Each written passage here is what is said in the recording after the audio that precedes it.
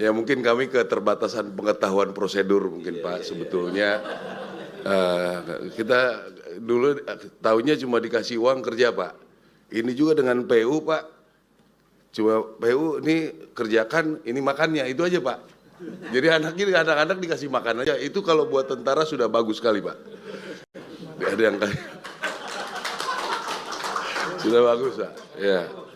Jadi kami proses bagaimana mengumpulkan, biar mengerti Pak Gubernur, Pak Wakil Gubernur, para bupati, ya kami kerja juga siang malam di sana Pak. Jadi kami mengumpulkan semua jembatan beli se-Pulau Jawa, bahkan dari PU dari Kalimantan Timur dikumpulkan, kirim ke, ada yang harus ke Jakarta dulu, Jakarta kirim lagi ke tempat, ke sasaran, sampai kami juga mengumpulkan semua dari Pulau Jawa.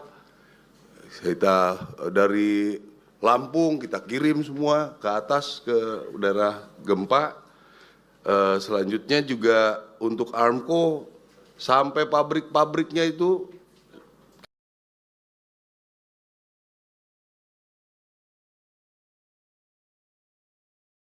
kita borong semua Pak, habis, suruh bikin lagi, habis. Udah 3 tahap kita sudah kerjakan. Itu pun ya saya nanti bisik-bisik Bapak aja Pak, itu masih utang Pak. Jadi nggak ada masalah.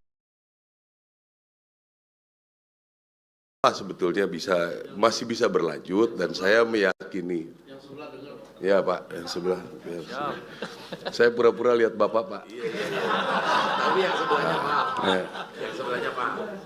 Tapi kami tidak berhenti, Pak Gubernur, Pak Bupati ya, kami tidak berhenti. Terus, saya tidak bilang.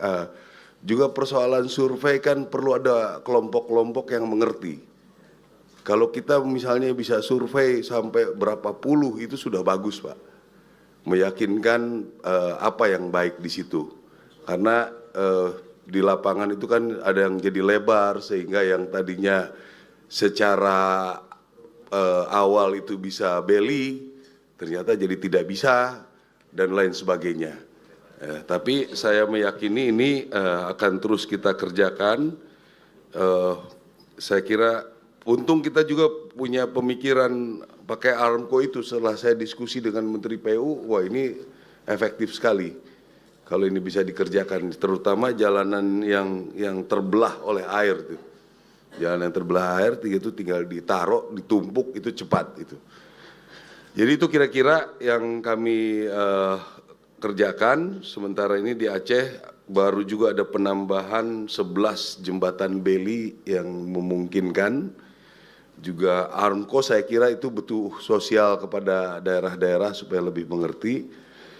Dan juga jembatan gantung itu ya, nanti kita akan terus perbanyak timnya untuk mulai dikerjakan. Saya juga punya data, memang ada berapa ratusan lebih di Aceh ini untuk perlu jembatan gantung. Mudah-mudahan ini kalau misalnya tim-tim kita bisa dibentuk lebih banyak, nanti mungkin beberapa bulan ke depan bisa kita selesaikan permasalahan jembatan-jembatan ini. Demikian Pak, terima kasih. Makasih, ini Kasatgas ya, memang kalau TNI kerja dulu, soal lainnya belakangan. Nah, ini luar biasa lah jiwanya. Jadi kalau peran Menteri Keuangan agak sedikit Pak, karena kami di belakang, kami cuman ya bayar kalau ada tagihan. Yang kami tahu kan selama ini satu pintu lewat BNPB, harusnya sih kita anggap lancar tadinya. Tapi saya baru tahu bahwa sebelah saya punya utang banyak rupanya. Bapak kalau ngutang jembatan jaminannya apa? Ya tentara Pak.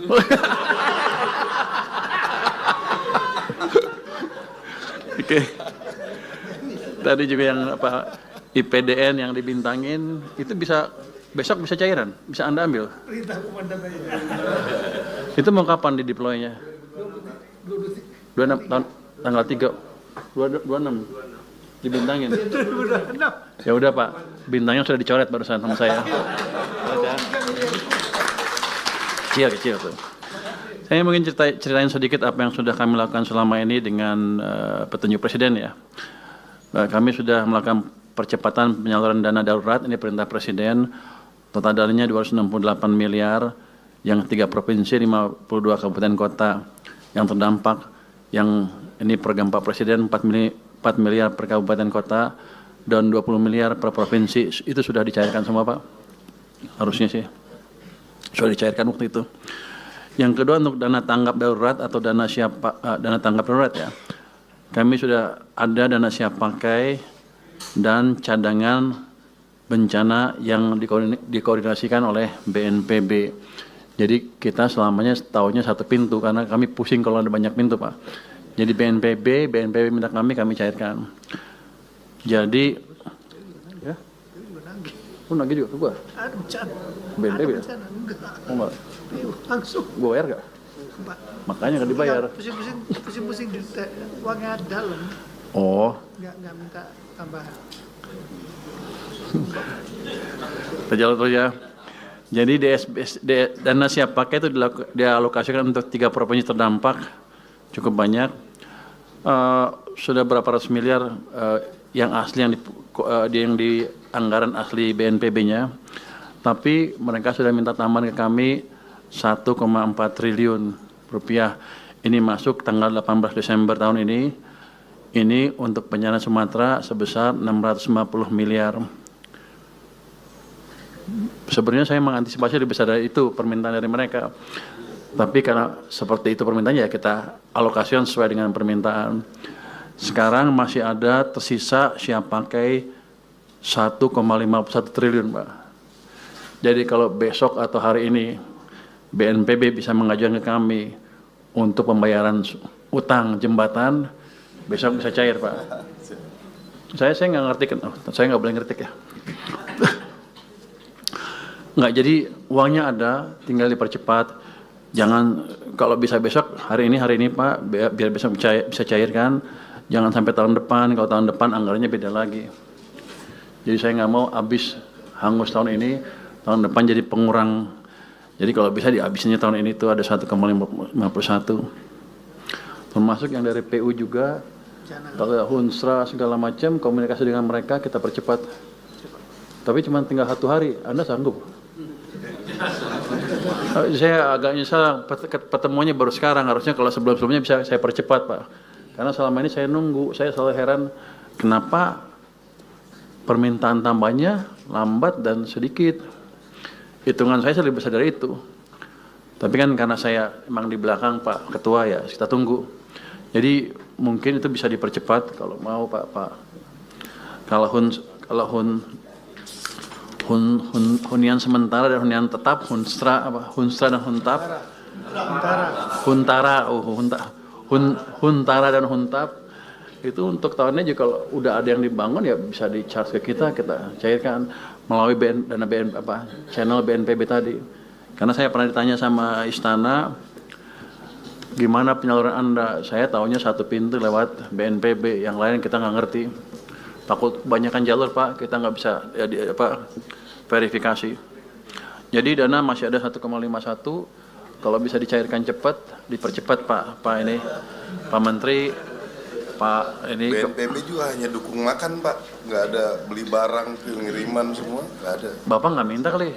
Waduh, saya udah minta semua orang Pak, nggak ada yang kasih. Kira-kira kan? Siap. Enggak, yang masih ada 1 hari kalau bisa diambil. Yang sehari ini besok saya carikan langsung begitu ada suratnya dari BNPB. Oh cuma makan doang? Makan aja Pak. PU juga kasihnya makan doang. Oh lu pelit juga lu. Barang dari kita ya. Lu jangan gitu. Lu BNPB kasih gue kasih duitnya. Jangan dari gue gitu. Jadi kita siapkan.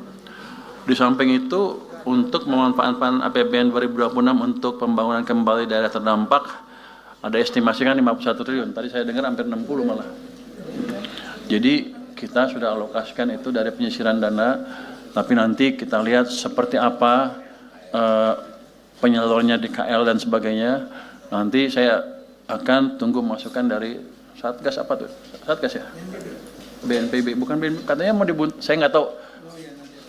Pokoknya kalau ada Satgas atau BNPB sesuai dengan perintah Presiden, kami siap. Jadi dana untuk sini, untuk Aceh dan daerah terkena bencana, itu kami siapkan dan tidak kami ganggu. Tadi ada permintaan untuk apa? Supaya nggak dipotong ya. DAK-nya atau transfer ke daerah ke sini. Ini kan Aceh terkena bencana. Kita lihat sih kalau 2026 anggarannya turun sedikit itu. Tadi Pak Bupati minta jangan dipotong, gitu ya. Ini saya tanya tadi ke staf saya, itu yang motongin saya, yang mutusin saya bukan. Rupanya mesti minta izin dulu ke Pak Presiden. Jadi kami akan usulkan seperti itu untuk Aceh kali ya Pak ya. Apa tiga tingkat Aceh dulu yang paling parah ya. Itu nanti akan ada tambahan kalau disetujui Pak Presiden dan DPR mungkin itu 1,633 jadi triliun tambahannya. Jadi akan kami kembalikan ke kondisi DAK tahun 2025. Harusnya nggak ada masalah, ini kan daerah bencana ya. Jadi Pak Ketua, dari sisi anggaran kami sudah siapkan. Hanya tadi mungkin kalau Satgas, ada banyak Satgas, mungkin kita rapikan supaya masuk ke kami satu pintu sehingga bingungnya nggak di kita, bingungnya di mereka aja. Yang jelas kita satu, kita bayar gitu Pak. Mungkin dari saya itu aja Pak, kalau ada. Tadi apa? Pak Tito udah ya? Anda? Udah aman? Yang mana? Bu, kalau nagih jangan malu-malu, kita bayar. Jangan, jadi saya tadi komentar dia pakai tentara untuk bangun di mana-mana kan. Itu sweatshop Pak, tentaranya nggak dibayar boleh dibilang ya. Cuman kasih makan doang. Jangan pelit-pelit juga Pak Menteri. Terima kasih, mungkin tanggapan dari saya seperti itu Pak.